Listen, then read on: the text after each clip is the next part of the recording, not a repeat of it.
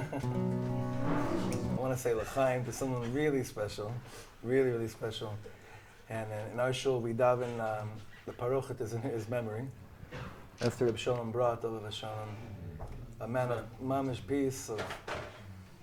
I'll share with you something that I learned from Shalom. I try to do this every time I give a shiur, a concert somewhere. And it seems to be one of the most powerful tools in the world. I saw him do this. I learned it from him. I had the privilege of learning so much from him and continuing to learn so much from him. Many of you knew him.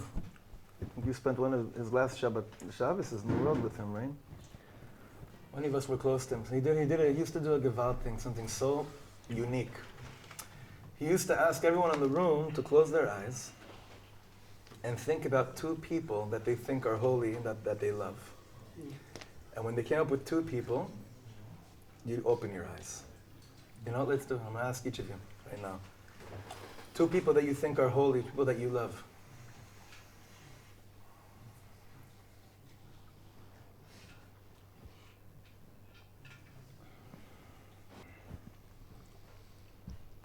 Okay, so for some people this could take like 2 weeks.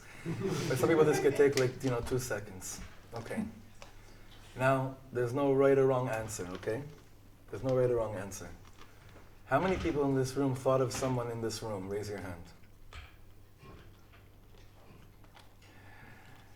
So that's about 12% of the room, 15% of the room, which is actually a very high percentage.